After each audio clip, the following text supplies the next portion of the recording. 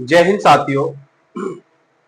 जैसा कि पिछले वीडियो में हमने डिस्कस किया था कि कैसे बैटल ऑफ करनाल के बाद विदेशी कंपनियां भारत में सिर उठाना शुरू कर देती हैं। तो चलिए आज हम उन्हीं में से दो कंपनी इंग्लिश एंड फ्रेंच के बीच की राइवलरी को डिस्कस करेंगे।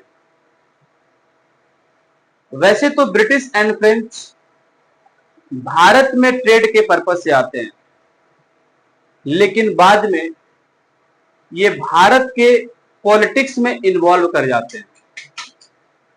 तो ऐसा क्यों?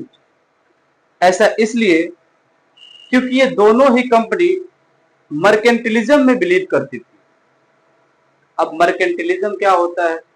इसका मतलब होता है वाणिज्यवाद, और ये एक ऐसी प्रणाली है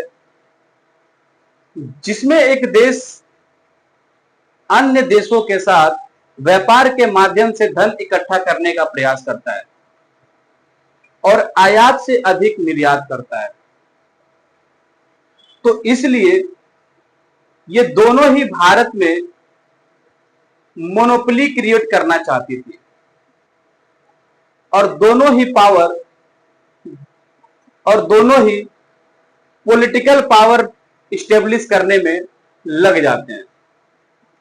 तो इन दोनों के बीच राइवलरी होना भी नेचुरल था और होता है एंग्लो कर्नेटिक वार।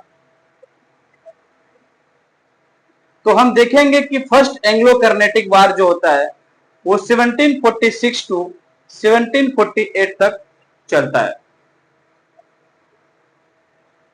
हम इसमें तीन चीजों पे बात करेंगे। इस वार के तीन चीजों पे हम बात करेंगे। पहला रीजन, दूसरा इशू और तीसरा आउटकम। तो वार के रीजन क्या थे? वार के कारण क्या थे? कारण यह था war of succession in Austria. Austria में उत्तराधिकारी के लिए युद्ध। जैसा कि आपको मैं बता दूं कि जब भी किसी कंट्री में इलेक्शन होता है, चाहे वो अमेरिका हो, ब्रिटेन हो, फ्रांस हो, तो भारत ये चाहता है कि उस देश का लीडर भारत के प्रति लिबरल हो। सेम कंडीशन इन दोनों कंपनियों के बीच में भी थी। ये दोनों कंपनी चाहती थी, फ्रेंच और इंग्लिश, कि जो ऑस्ट्रिया का उत्तराधिकारी हो वो हमारा आदमी हो। और इसी बात को लेकर के यूरोप में इन दोनों कंपनियों के बीच राइवलरी स्टार्ट हो जाती है। तो जैसे यूरोप में इन दोनों कंपनियों के बीच राइवलरी स्टार्ट होती है तो भारत में इसका प्रभाव पड़ता है। तो मैं आपको बता दूं कि कर्नाटक, तमिलनाडु और आंध्र प्रदेश के पास एक छोटा सा राज्य था और वहां का नवाब था अनवरुद्दीन। और अनवरुद्दीन के दो किराएदार थे, एक फ्रेंच और एक ब्रिटिश। तो मद्रास का किराएदार था ब्रिटिश और फ्रेंच, पुडुचेरी का किराएदार था फ्रेंच और पुडुचेरी का गवर्नर था डुप्लिक्स, जो कि फ्रेंच का गवर्नर था। तो जैसे यूरोप में इन दोनों कंपनियों के बीच राइवलरी स्टार्ट होती है तो भारत में बैठा फ्रेंच गवर्नर डुप्लिक्स ये मद्रास को कैप्चर कर लेता है, मद्रास पे घेराबंदी कर देता है। तो जब ये मद्रास पे घेराबंदी करता है तो ब्रिटिश गवर्नर अनवरुद्दीन के पास जाता है और बोलता है कि सरकार, आप मकान मालिक हो और आपका दूसरा किराएदार हमारे साथ बदतमीजी कर रहा है। तो अनवरुद्दीन को यह बात बड़ा अच्छा लगता है, यार हम तो मकान मालिक हैं। तो वो मैसेज भिजवाता है डुप्लिक्स के पास कि तुम मद्रास को खाली करो, यहां पे जो घेराबंदी किए हो उसे हटाओ। तो डुप्लिक्स भी मैसेज भिजवाता है अनवरुद्दीन को कि सरकार ये आपको कितना किराया दे रहे हैं। तो अनवरुद्दीन बोलता है कि 5,000 पर मंथ। तो डुप्लेक्स बोलता है कि सरकार मैं आपको 20,000 पर मंथ दूंगा, और मद्रास जीतने के बाद मैं आपको दे दूंगा।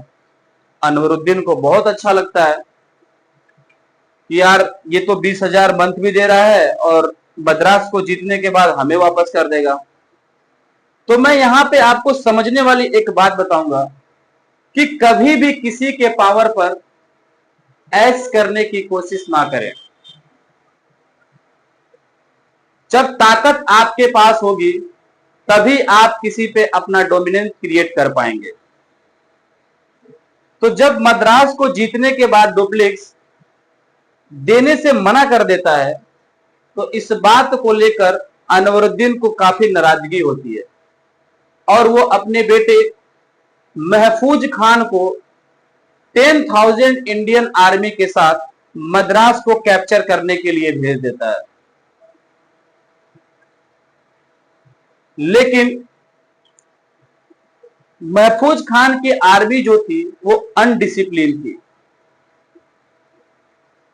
तो जैसे ये दोनों आपस में आमने सामने आते हैं, फ्रेंच की आर्मी और महफूज खान की आर्मी, तो इन दोनों का सामना होता है सेंट थॉमस नाम की जगह पर।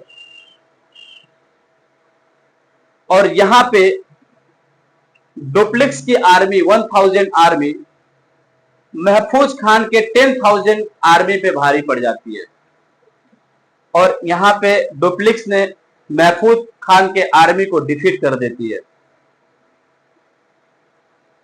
तो यहां से यूरोपियन को यह समझ में आने लगा था कि कैसे 1,000 डिसिप्लिन आर्मी 10,000 इंडियन आर्मी को डिफीट कर सकती है। और डुप्लेक्स का मोटिवेशन काफी हाई हो जाता है और फिर वो मद्रास पर कब्जा कर लेता है। तो अभी भी जो ब्रिटिश और फ्रेंच की जो राइवलरी थी अभी वो खत्म नहीं होती है, लेकिन समय के अनुसार इन दोनों के बीच एक ट्रीटी साइन होती है, एक्स ला चैपली, और इस ट्रीटी के अनुसार इन दोनों में समझौता हो जाता है। लेकिन इन दोनों के बीच वो फ्रेंडली रिलेशनशिप कंटिन्यू नहीं हो पाता है और फिर स्टार्ट होता है सेकेंड कर्नेटिक वार। तो मैं इसके आगे का वीडियो आपको इसके आगे का पार्ट में आपको नेक्स्ट वीडियो में दूंगा। आज के लिए इतना ही। जय हिंद।